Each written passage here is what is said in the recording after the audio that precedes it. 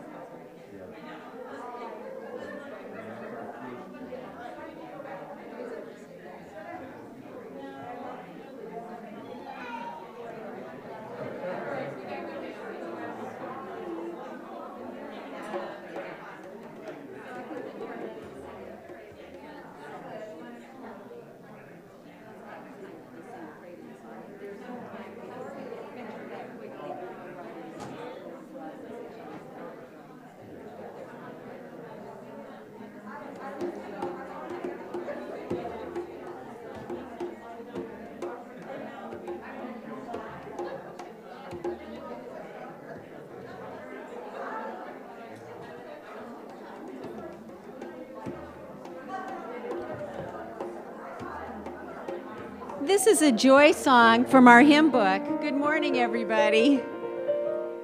This is our prelude song today. It's up there on the thing. It's a joy song from our hymn book, and we'll sing it through at least 2 times. So please, if you're comfortable with it, go ahead and sing along.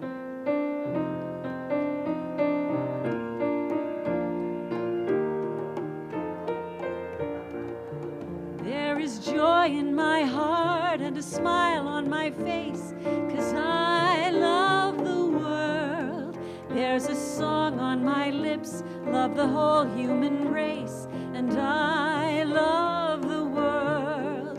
Feel my spirits are singing, feel happiness swinging, like bells that are ringing on high.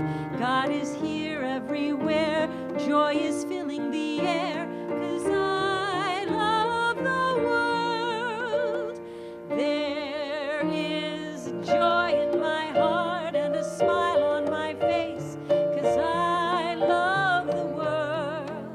There's a song on my lips, love the whole human race, and I love the world.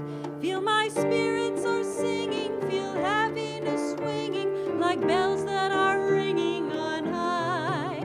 God is here everywhere, joy is filling the air, 'cause I love the world.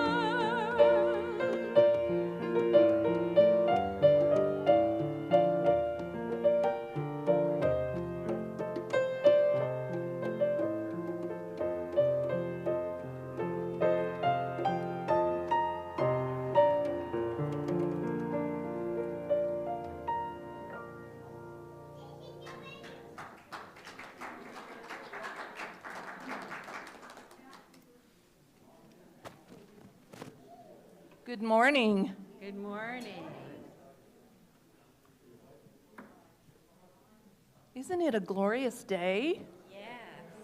Oh my gosh, it's giving us a little taste of spring. It gives us a little hope for what's coming. It's wonderful.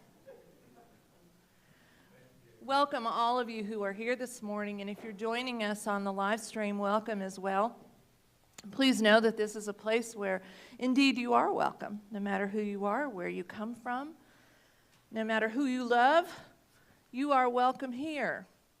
This is a place that affirms you as the child of God that truly you are and in whom God is most well pleased. So welcome. We want to remember some friends of ours, siblings in our community, those folks who live down in Geneva Towers.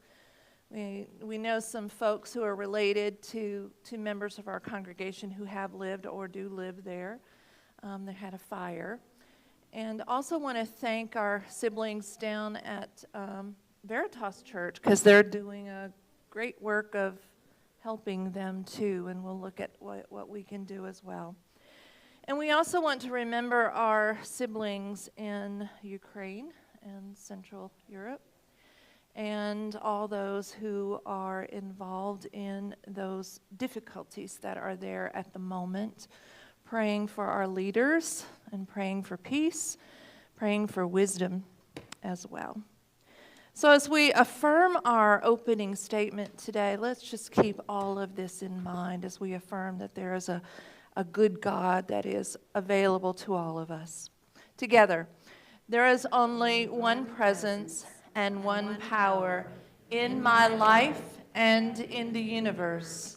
God, the good, omnipotent. Let's affirm that again. There is only one presence and one power in my life and in the universe. God, the good, omnipotent. And so it is. Amen. And let's stand and sing about joy.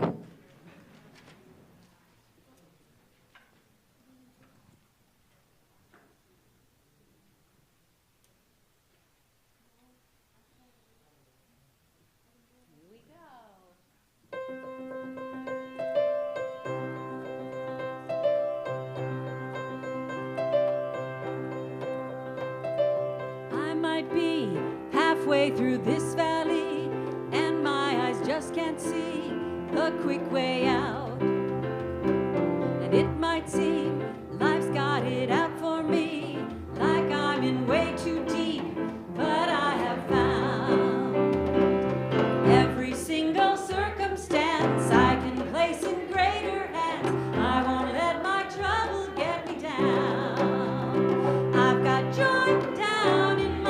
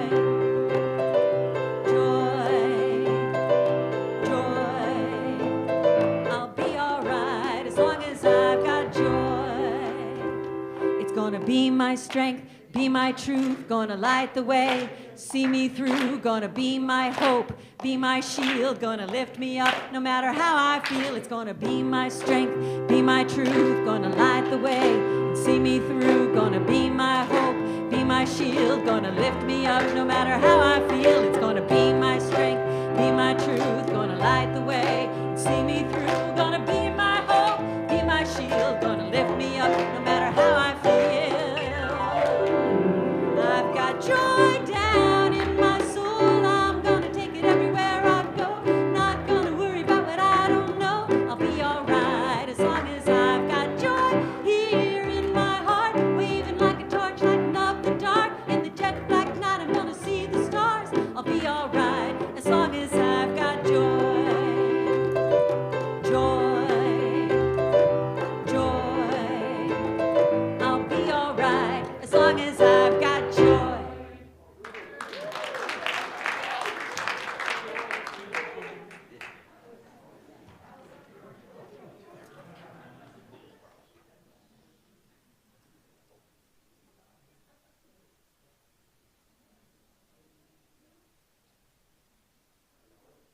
Good morning. Good morning. Hey. Blue light ready to go. Here we go.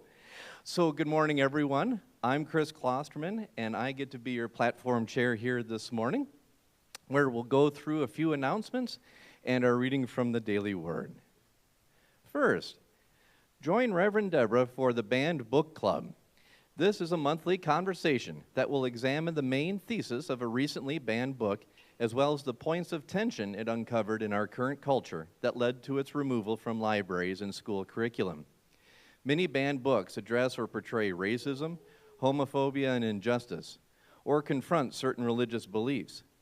The first conversation will center around the 1619 Project by Nicole Hannah Jones, and will take place on Thursday, March 10th at 6:30 p.m. in Sacred Grounds and Books.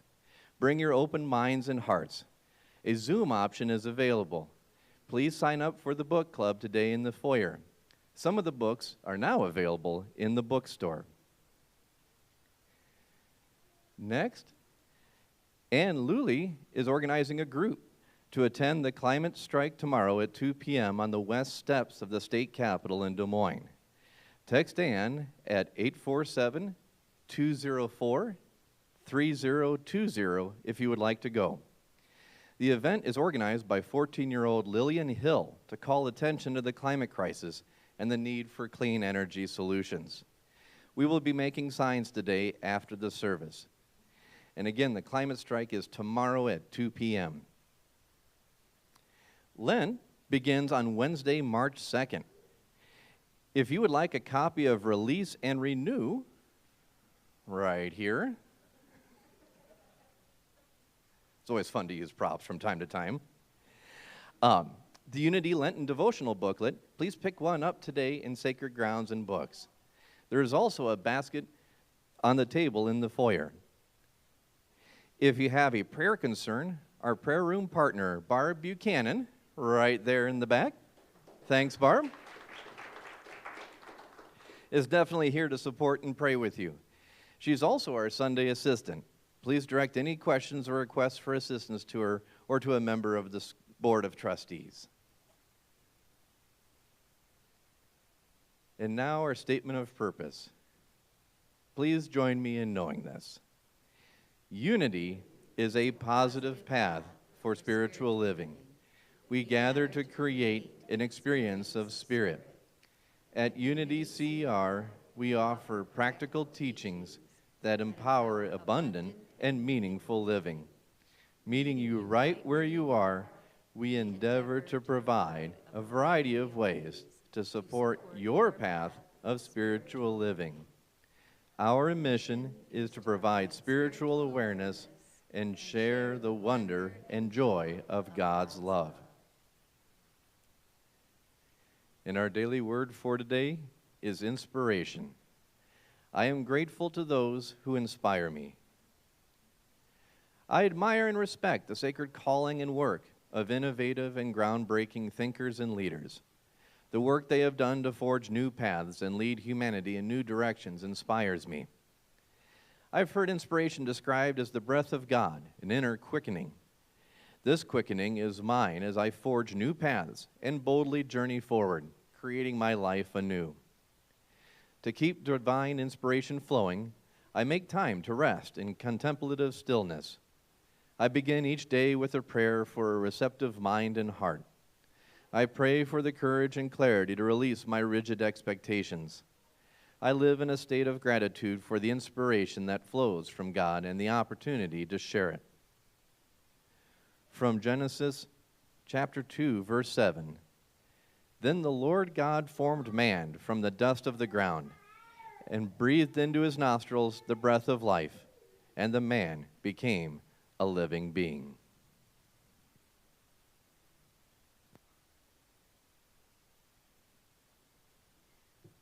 Let's all stand and sing, I'm Choosing Heaven Today. So we'll sing each verse through 2 times. So heaven, and then we'll use love, and then joy, and then back to heaven.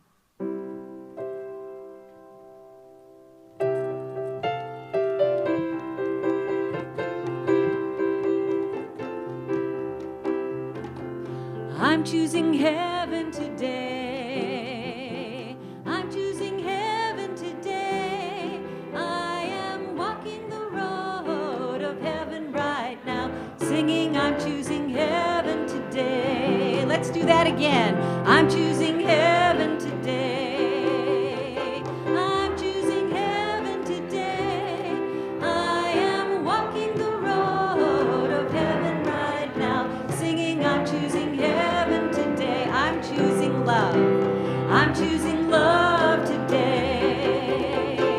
I'm choosing love today. I am walking the road of love right now, singing I'm choosing love today.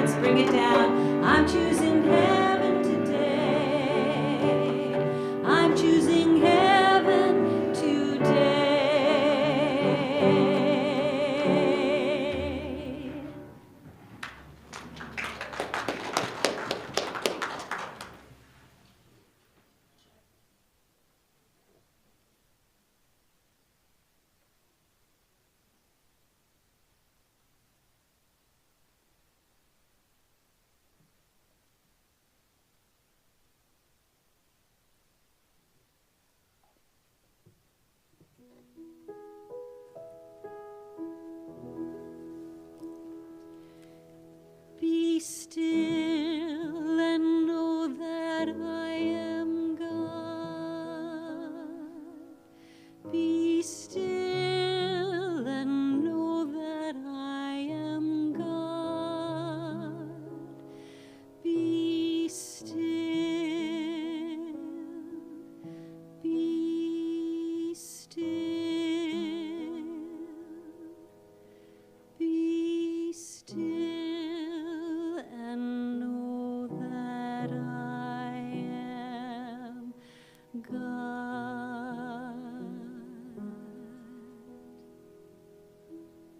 Be still. Be still and know. Be still and know that God is God in you. In this time of prayer, in this moment of sweet surrender, give all to God. Your cares, your concerns, your tension, your worries, your anxiety. And breathe in the very breath of life and relax into the holy presence.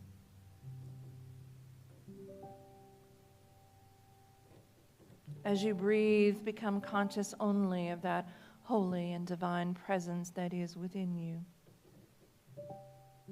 Surrender yourself to this moment, to this space, this time, this opportunity, this gift.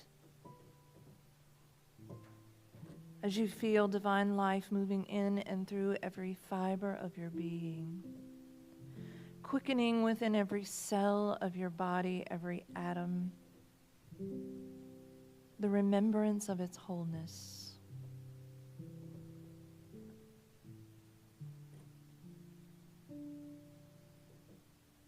Become conscious of illumination and light that brings order to the chaos of our minds, of our decisions, that guides our path, that leads our way, that orders our steps, that inspires us to know that which we are to do and that which we are to say.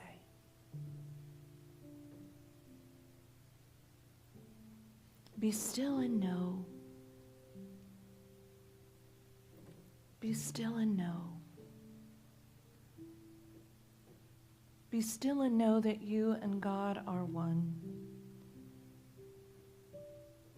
And that God's healing life, illumining light, and indeed God's prospering love flows forward in and through you, from you in joyous expression.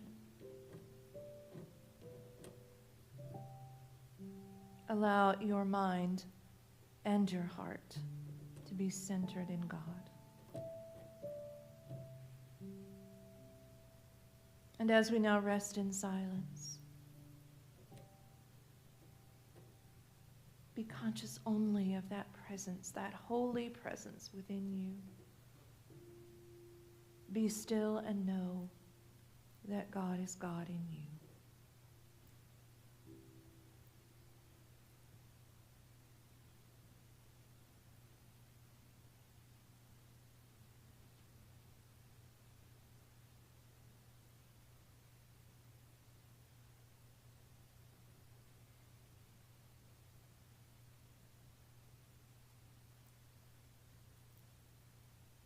Good and gracious God, we thank you.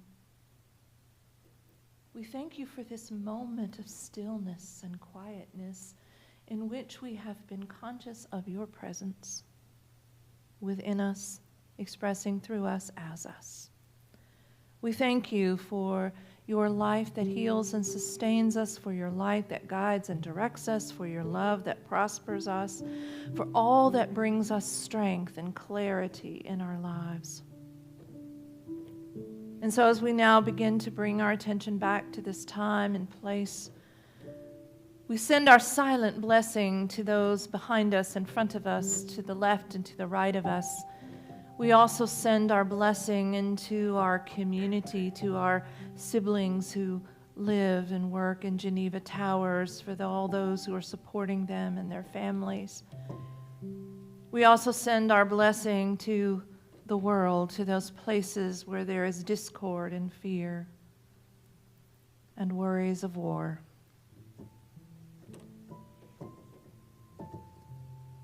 And for reminding us that it is your Spirit that moves in and through us and in and through this world, we are so grateful. And we say, thank you, God. Thank you, God. Thank you, God. And so it is, and so it shall ever be. Amen.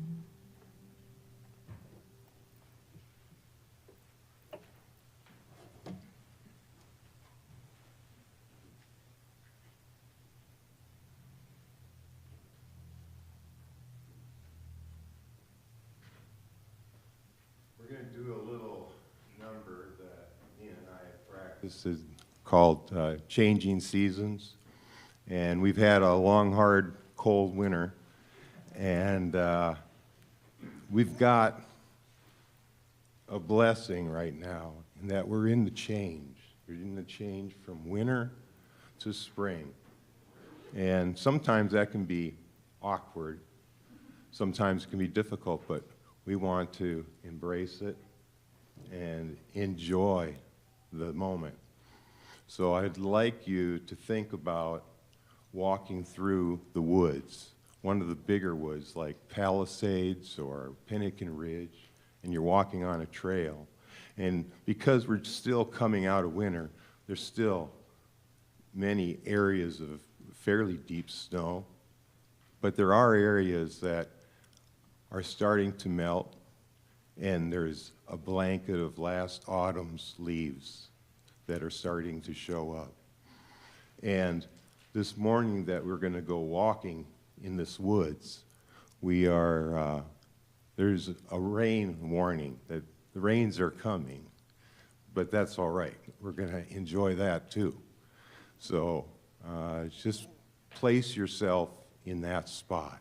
You're walking on a trail in the woods, and the rains are coming.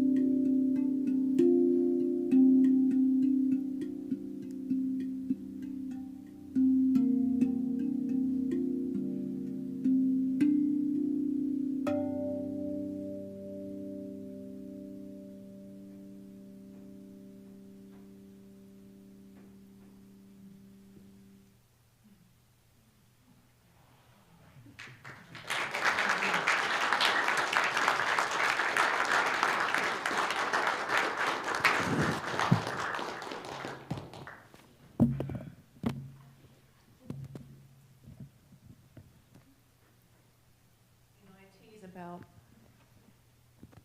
after certain music, I could just stand up here and read the Gettysburg Address, and the rest of us could go home, or the front of the Gazette, or the McDonald's menu, I don't know, and go home, and we would be blessed. And that was amazing. Thank you, Tom Zimmerman and Nina. Thank you so much. Thank you.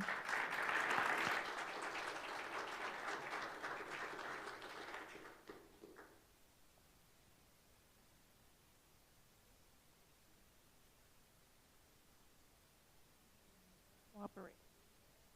There. Is that better? Yeah. Well, today we finish our third lesson in the series on joyful living in challenging times, based on the Book of Joy by His Holiness the Dalai Lama and Archbishop Desmond Tutu. It is actually written by Douglas Abrams, who witnessed and was part of this amazing conversation. And as I've shared, this is the result of these two extraordinary spiritual teachers and leaders coming together to celebrate Archbishop Tutu's 80th birthday. And the guiding question of their conversation was, how do we find joy in the midst of suffering? How do we find joy in the midst of challenging times? Why, when we suffer, is it still possible to experience joy? Now, the first week we talked about the true nature of joy, and that joyful living is supported by being able to reframe our current situation, our painful times, positively, not being toxically positive by living in denial, but beginning to reframe them perhaps as learning experiences. The second thing that supports, that defines, that creates joy in our life is the ability to experience and express gratitude, which we'll talk about more today, and our choice to be kind and generous, which we'll also talk about. Last week we explored some obstacles to joy, which included fear, frustration, and anger, despair, loneliness, envy, and the fear of death. So this week, after we've looked at the things that sort of define what it means to be joyful and joyous. And as we've looked at things that hinder that joyful experience, let's look at some things that are truly the scaffolding, the frame upon which we build a joyous life, these 8 pillars of joy that are examined in the book. And these are divided into 4 qualities of the mind and 4 qualities of the heart. The qualities of the mind are perspective, humility, humor, and acceptance. And the qualities of the heart are forgiveness, gratitude, compassion, and generosity. So,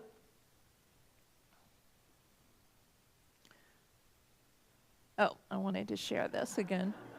This is a GIF you can load onto your computer, which I love.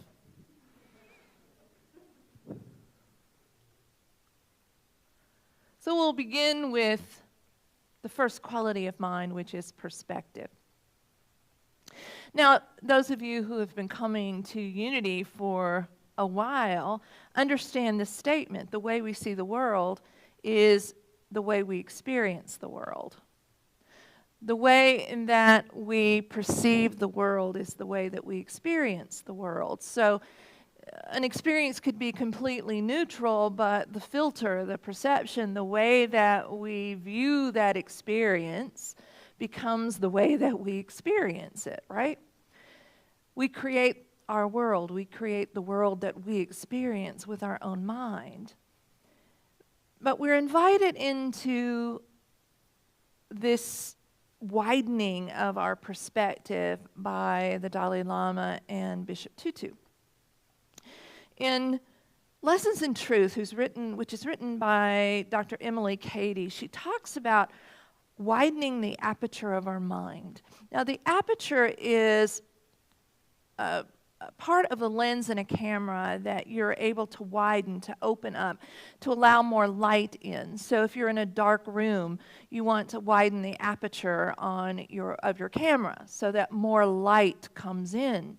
And the same is true for us, that when we feel like we're in that dark or that constricted place, we want to widen the aperture of our minds, of our being, of our heart, so that more light comes in, so that more light illuminates our difficulties and we begin to see them in a different way.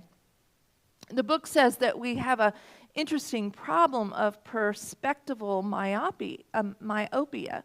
In other words, we have tunnel vision. We only see things in one way, from one perspective, from one vantage point, often filtering through our unhealed aspects of self, right? So again, we experience the world the way we see the world. We experience our relationships the way that we perceive them, according to what we have in this filter through which we see them. The book says we can see blessings in the curse and joy in the sorrow. And I love that statement. We can see blessings in the curse and joy in the sorrow. And it reminded me of Psalm 30. Weeping may endure for the night, but joy comes in the morning. I love that. Weeping may endure for the night, but joy comes in the morning.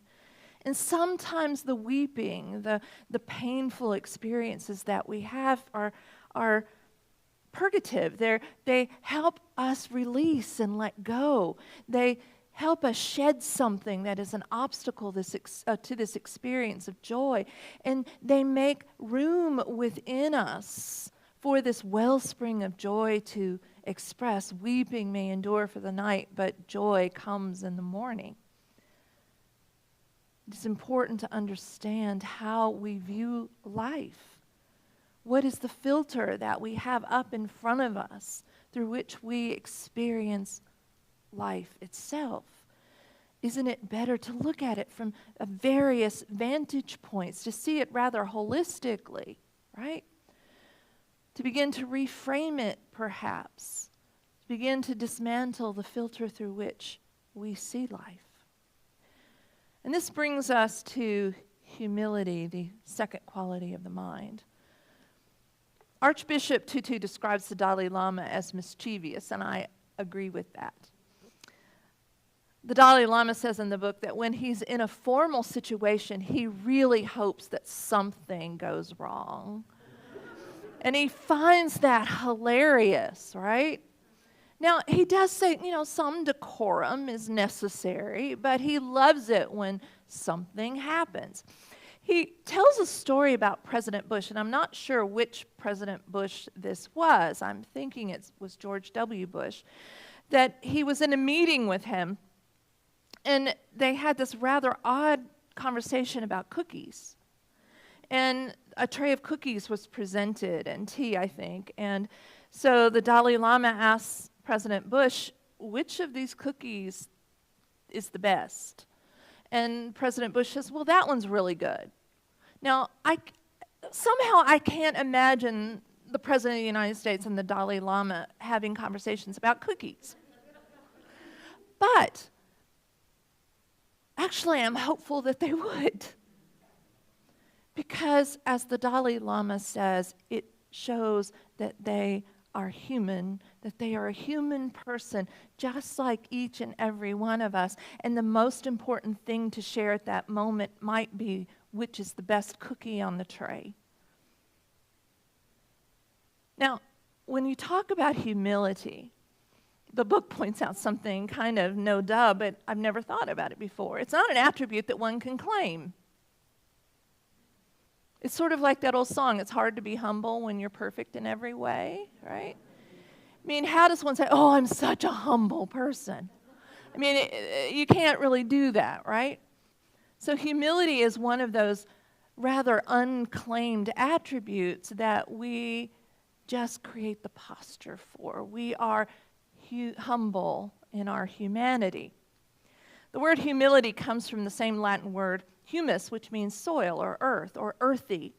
So to be humble is to be grounded. It's to be earthy, to be oneself, to be a normal human being, to be concerned in that moment with which is the most tasty cookie on the tray.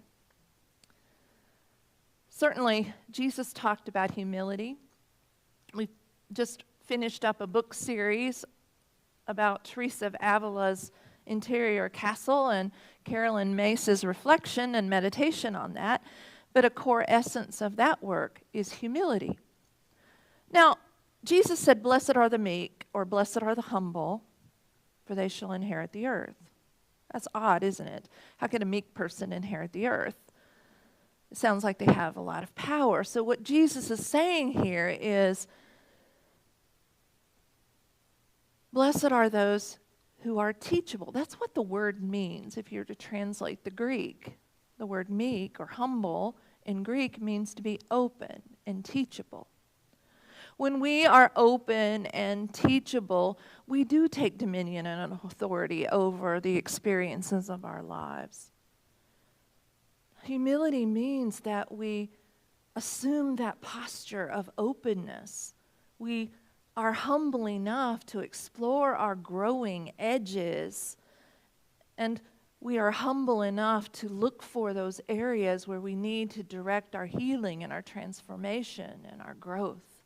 It means to be open and malleable and moldable and teachable.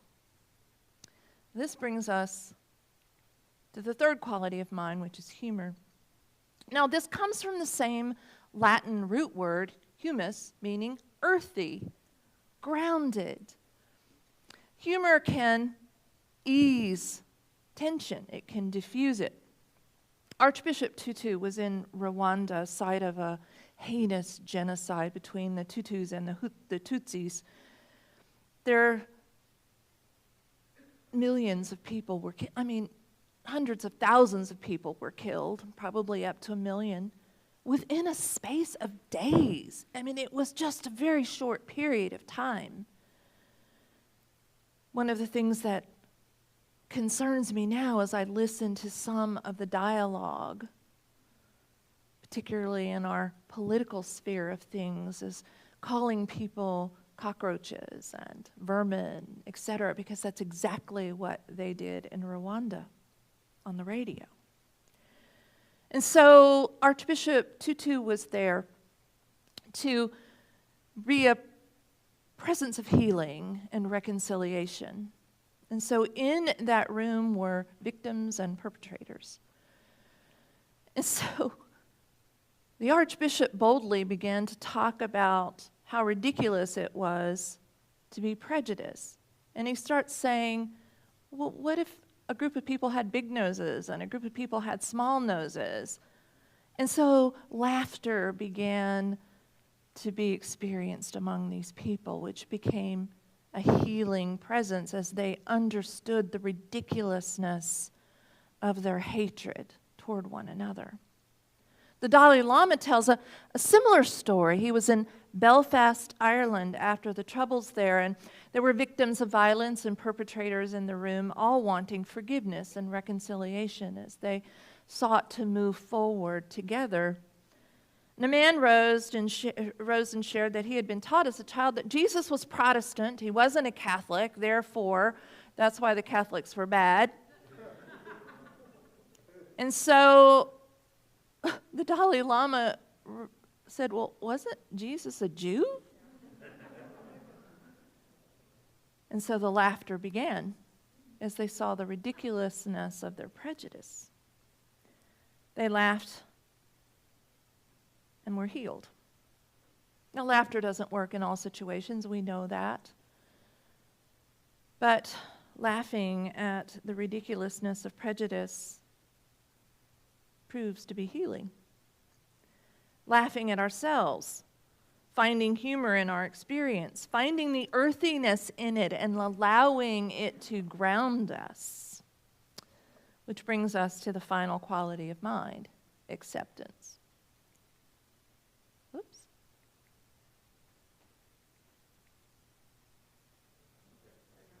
Hey, good. Now, acceptance isn't resignation and defeat. This isn't fatalism. It isn't defeatism. It isn't any of that. It means to accept what is. To accept what is. Don't react to it. Don't make it permanent in one's life, but to accept it for what it is.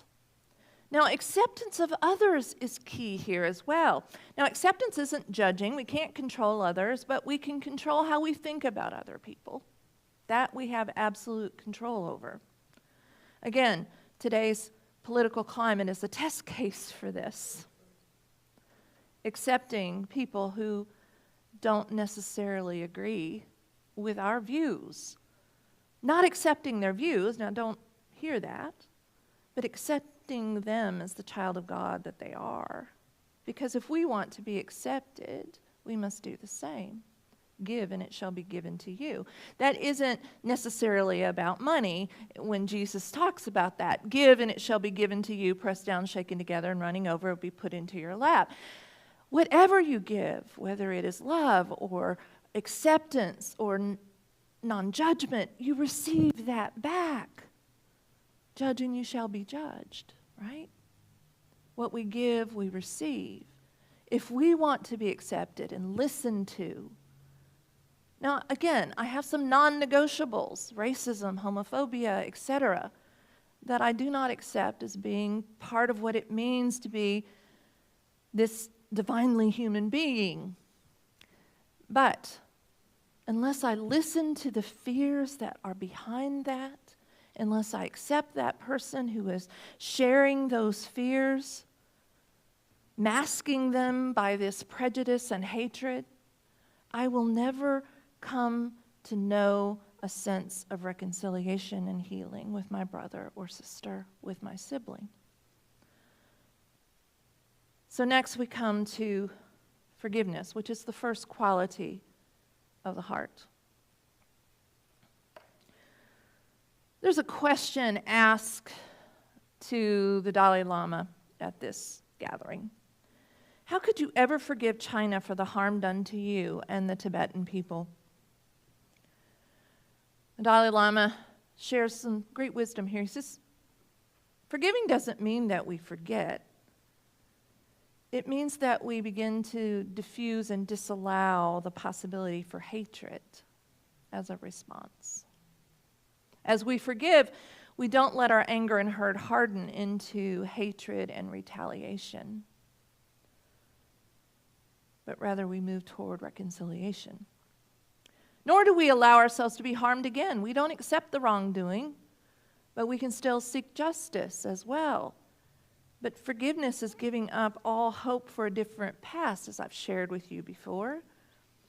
And forgiveness isn't weakness. It isn't allowing this experience to be forgotten, as I mentioned before. Weakness is revenge instead. Forgiveness is a strength. We move from a consciousness or a posture that wants retaliation and revenge to an awareness, a consciousness, a way of living that invites reconciliation. And now we move to our sixth pillar, gratitude. Oh. There we go, thanks. Again, being grateful for what is, embracing what is. It is a consciousness of counting your blessings and not just your burdens. The Dalai Lama says in Buddhism there's an idea that we are to be grateful for our enemies because they are our most precious spiritual teachers. They are our most precious spiritual teachers. Think about that. Those that you have counted among your enemies, those that you've had difficulties with, those that have pushed your buttons have been your most precious spiritual teachers as we think about it, right? Showing us those areas of our being, our consciousness that are in need of healing. There's a story in this section about an inmate. His name is Hinton. And he was in prison in Alabama for 30 years for a crime he did not commit. And he met challenge after challenge after challenge as they appealed his case. And finally, it made its way all the way to the Supreme Court, and the Supreme Court was unanimous that he was innocent and he was released. But that tells you something about the state of the justice system, where evidence was produced again and again and again, proving this man's innocence. But yet, it took moving it to the highest court in the land for justice to be done. But yet, Hinton became, after he moved through his initial anger and hurt and pain and sorrow and suffering, I can't imagine, he became a mentor for other inmates and for the guards. When he was finally released, he was asked why he wasn't angry and bitter and unforgiving. He said, "They took 30 years of my life. Why would I give them the rest of it?" And how true. How true. When we are unforgiving, when we hold on to that anger and that hurt, what is that saying?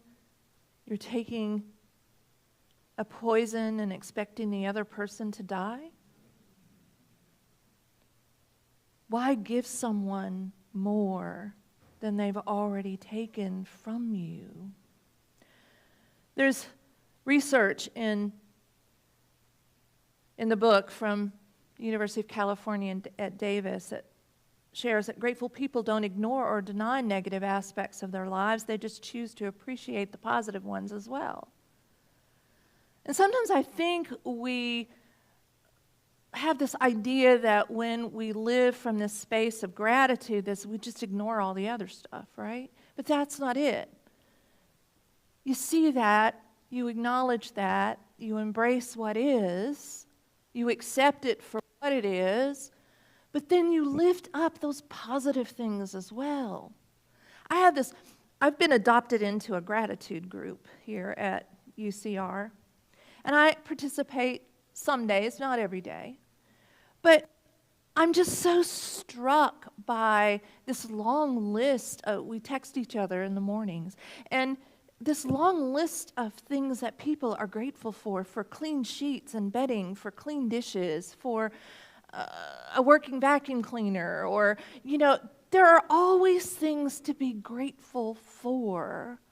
And when I read those and participate in that, there's something enlivening and motivating about that. You begin to have this game of looking for the good, right? Playing hide and seek with the good, rather than focusing on the negative alone. We open the aperture of our minds and we let more light in when we are grateful. Gratitude is motivating. It fills us with energy and vitality.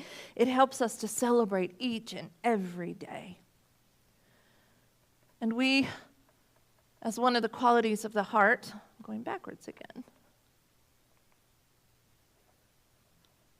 are to be compassionate beings, to express and experience compassion, not only for others, but also for ourselves. According to the Dalai Lama, compassion can be cultivated. And as we cultivate compassion in our lives, it extends our circle. We move past ourselves alone and we begin to realize that indeed we are one with each other. And that which happens to you happens to me. That which happens to people in Ukraine happened to me. The things that happen in Geneva Tower happen to me because we are one, we are connected. And as we are compassionate, we expand that circle. We are reminded of our shared humanity and our oneness. So often, particularly in this Western culture, there is the spirit of competition rather than the sense that we are one and your success makes the way for my success and my pain might engender something of the same in you. But we get so competitive and we create this solipsism, this kind of interesting idea that we are a universe unto ourselves. And we cut ourselves off from one another. And what grows out of that is this sense of scarcity. If you are successful, if you have something, it means I can't. Right? Life isn't a pie. Life is inexhaustible. All the possibilities of the universe are ours. And as we are compassionate, as we open the aperture of our minds and hearts, we begin to understand that. And compassion is that antidote for competition, this self-isolation that we end up experiencing. And part of this is our 8th pillar. Oh, I did it again. Generosity.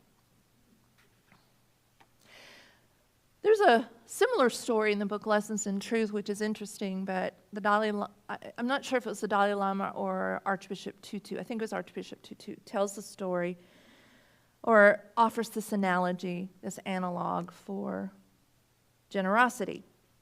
And he talks about the Dead Sea in the Holy Land, how the Dead Sea has an inlet. I think it's the Jordan River that flows into the Dead Sea. But unlike the Sea of Galilee, which is this body of fresh water, this inland sea teeming with life that has an outlet, the Dead Sea is just that. It's dead. It's not completely dead. There are things that live there. But the salinity of the water has risen so much that very little lives there. And the reason that the salt content has risen within that body of water is because it has an inlet, but it doesn't have an outlet. And the same is true for us. We must be an inlet, as Emily Cady says, and an outlet for all there is in God. We must be an inlet and an outlet. We must be generous. Compassion and generosity, as the book wisely stresses, go hand in hand. Generosity is the natural outgrowth of compassion. And the book is so hopeful about our spiritual nature, or declares the truth of our spiritual nature. We are inherently good and generous, but scarcity and competition create difficulties. Scarcity this consciousness of scarcity and this penchant for competition with one another create difficulties, become obstacles to our joy. They are, according to Archbishop Tutu, distortions of our authentic nature. I love what Martin Luther King said, and the Archbishop lifts this up in the book. Learn to live together like brothers and sisters, as siblings, or perish together like fools. And that takes compassion and generosity. This is a great question asked by, I'm thinking a young man named Micah, asked of both of these spiritual leaders, how can you be of service to people, nature, and causes without losing yourself to a crisis mentality? I love that question.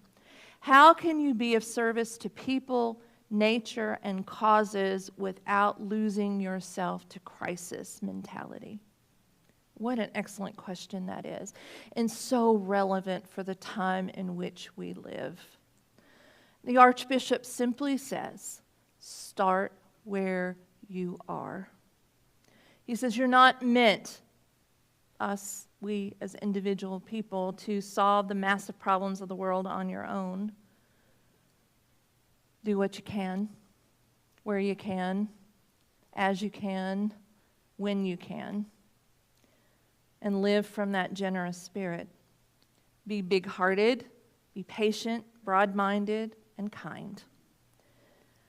And I'll end today with this, which I think this wonderful quote sums up what it means to be a joyful, joy-filled, joyous being in this world, where there are lots of problems right now to be solved. The Archbishop says, and challenges us to be an oasis of peace, a pool of serenity that ripples out to all around us. God bless you.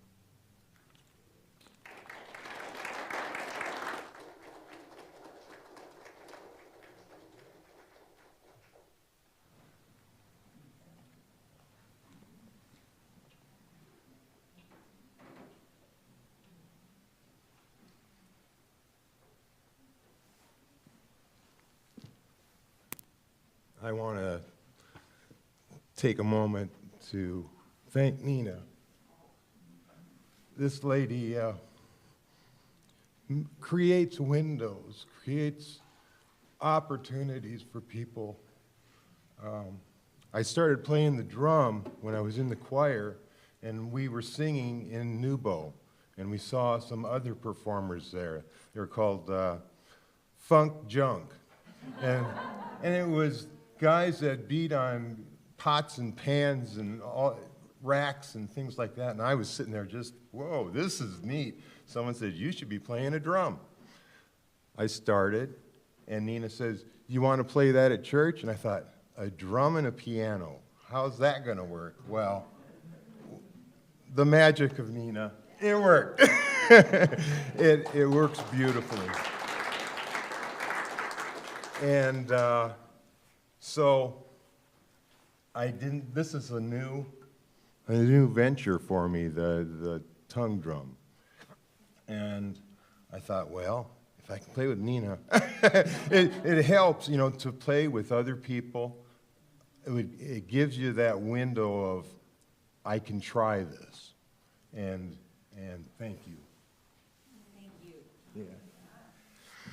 Yeah. This song is a melodic moment, and I've only had the pan for the tongue drum for a month or two, a couple months, and I've been watching YouTube. Watch YouTube, play it, watch YouTube, and so we decided to try it on you, and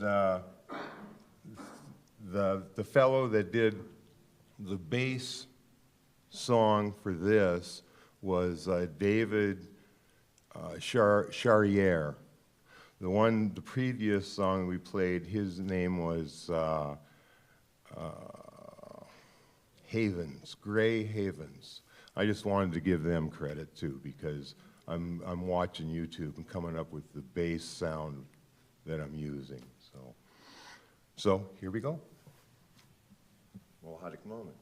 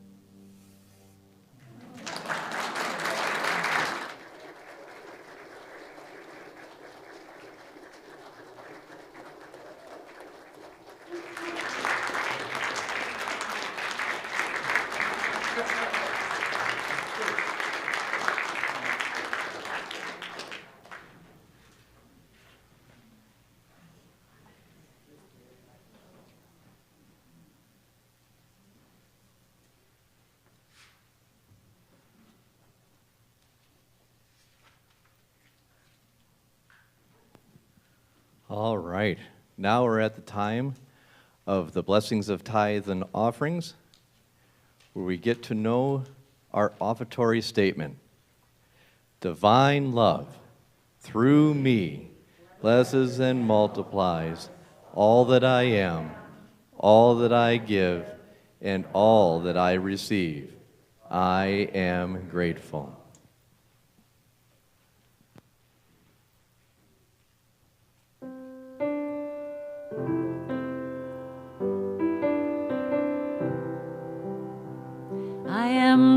blessed. I am so blessed. I am so grateful for all that I am. I am so blessed. I am so blessed. I am so grateful. I am so blessed. Gratitude before me, gratitude behind me, gratitude to the left of me, gratitude to the right of me, gratitude above me, gratitude below me, gratitude within me, gratitude all around me. I am so blessed. I am so blessed. I am so grateful for all that I am. I am so blessed. I am so blessed. I am so grateful. I am so blessed. I am so grateful. I am so blessed.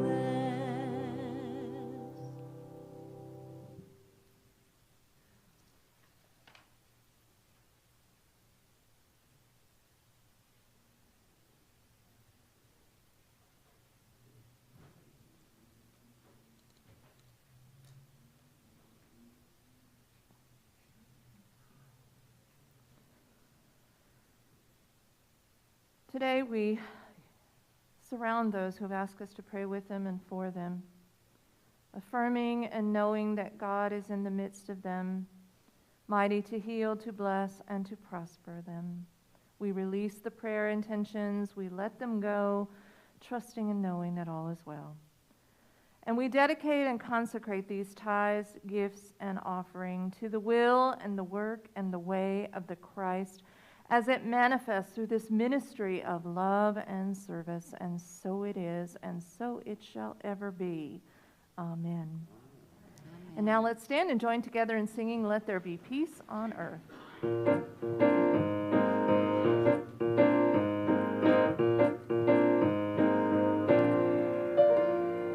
Let there be peace on earth, and let it begin with me. Let there be peace on earth, the peace that was meant to be, with God as creator. Family all are we. Let us walk with each other in perfect unity. Let peace begin with me. Let this be the moment now. With every breath I take, let this be my joyful vow. To take each moment and live each moment in peace eternally. Let there be peace on earth, and let it begin with me.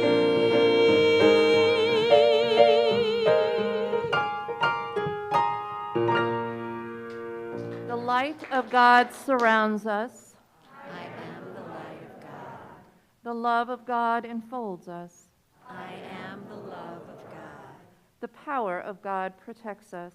I am the power of God. The presence of God watches over us. I am the presence of God. Wherever we am, God is, and all is well. And God goes with you and before you in all that you do, making smooth, safe, and sure your way. God bless you.